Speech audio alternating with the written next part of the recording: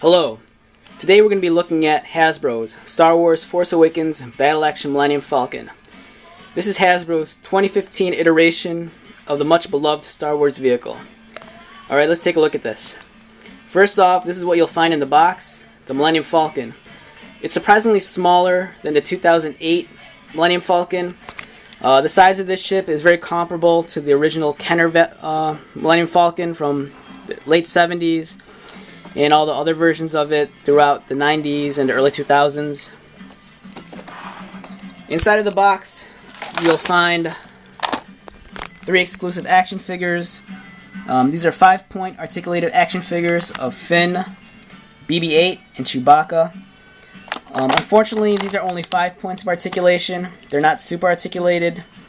I believe the only details that set them apart from the retail release are the comm boxes and the headsets. Overall, these are nice action figures. The details are well sculpted. I like them a lot. You'll also find inside of the box a sticker sheet. There are 36 stickers to apply. There are some stickers that are pre-applied onto the ship, but these are the ones that you're going to have to deal with. You'll also find the instruction manual. This highlights and details all the features, where to put the batteries, how to activate the sounds and lights. There are 3 loose accessories that come with the ship. There's the radar dish, the roof-mounted cannon, and there's a 3rd cannon. You'll find all 3 of those accessories inside of a baggie that's stored inside of the rear compartment. There are also 2 Nerf missiles that come with the ship, and you'll find those inside of the side compartment here. Alright, my first impressions of the toy. When I took this out of the box, I was surprised about how small the ship was. It's comparable in size and weight to the original Kenner Millennium Falcon and the Power of the Force Millennium Falcon. The sculpting and detail on this is just beautiful. You'll find nice surface detail, nice and crisp, really clean paint applications. A lot of care went into this. You know, Hasbro really went that extra mile to give you an authentic Millennium Falcon with all these beautiful details all over the ship. In terms of the play features, you have the cockpit folds open, control console folds out. You can easily accommodate 2 action figures. There's a radar dish. It's very tight and very snug, so it requires some effort to actually rotate it. You have the roof-mounted cannon, which is surprisingly small, but that kind of plays out into the action feature, which I'll show you in a little bit. One of the main attractions of the ship, especially if you're a child, is going to be the Nerf Cannon. The way that activates is there's a button on the side. You press this, and you get this cool Nerf Cannon. And you can tuck it away and it hides in place. And as I stated previously, you can hide the missiles inside of here. These compartments are nice because you can also store additional accessories like the action figures, guns, lightsabers. One of the fun features is the roof-mounted cannon. And the way that works is you press a button on the side and this folds out. Canopy opens and you can fit an additional action figure. This is also electronic, so there's some really neat features that incorporate the electronics. Once you turn it on and then you open up the Nerf Cannon launcher here, the side buttons activate sounds and also a really cool light. Now I think that's a really awesome feature.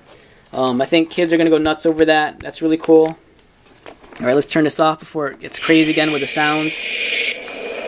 Yeah, real quick on the sounds. As I stated earlier, since this is electronic, there's a lot of additional sounds that are governed by the accelerometer that's inside of the ship. So depending on how you move the ship, it's going to produce different sound effects. And it can get annoying, but that's why I can turn it off. Alright, the interior of the ship features an additional play area. There's buttons on the side, located under the engine, and then this one removes. You gotta pull the cannon back out, and here's a detachable cannon. This can be removed and easily be placed in different locations. Get this in the light better. You have the medical bay.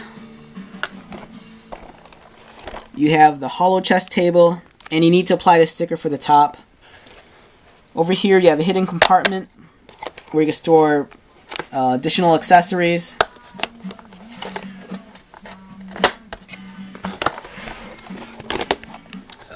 Here you have a little fake hallway where you can store BB-8. As you can see, the detail on the ship is just beautiful. Lots of crisp, fine surface detail. Another play feature is the Hyperdrive. And once you get that, let me turn on the battery real quick. Alright, so when it's red, the Hyperdrive is inactive. Flip this up, turns green, and the Hyperdrive's on. Another feature is the play area. This is the detachable roof. It folds out to be its own battle platform. You can mount figures in the various peg holes, and you can reapply the cannon here. So that's a nice feature. So let me reassemble this, and I'm going to compare the size of this with the Power of the Force Millennium Falcon from 1995. Alright, so here we have the 2015 Falcon, and over here, let me pull this back a little, we have the Power of the Force Millennium Falcon. As you can see, they're very close in size and weight. I think the Battle Action Millennium Falcon does a really great job of balancing being a toy vehicle and also being a playset. A child can easily pick this up and fly it around. You know, here I am with one hand. And likewise, you can do the same with the original Falcon. This one's a little bit clumsier. You know, I think it's showing its age a little. But I think the original Falcon has it has the landing ramp and it has the landing gears. You know, that's something I really miss on the new one. The new toy is nice. I like this a lot. It's not the definitive Millennium Falcon. I believe the 2008 Legacy Millennium Falcon is still the best version of the toy. However, I do think this is worth the purchase if you're a fan of the Millennium Falcon. It's nice to get an updated toy. Granted, you're going to be missing the ramp and the landing gears, but I think the other features are really fun. Price-wise, I know some collectors, you know, think you're paying a little bit too much for this. I got this off eBay and I paid $15 over retail, and that's including shipping, and I still think it's worth every penny. You know, Hasbro did a really great job, but basically it comes down to this. If you want the definitive Millennium Falcon, get the 2008 Legacy Falcon. That wins hands down. You're not going to find a better ship than that. The new Falcon is a great alternative to the old one. The old one's nice, and I'm always going to have a special place in my heart for it. But the new one's a fun toy. I think if you have a little one who's really into Star Wars, they'll love this as a holiday gift or a birthday gift. And if you're an adult collector, you know, I think it's a great piece to have in your collection. It's a little bit more compact, meaning you can find a nice display area for it, and it's fun to play with. So I really recommend it. So that's pretty much it. I hope you like this video, and signing off.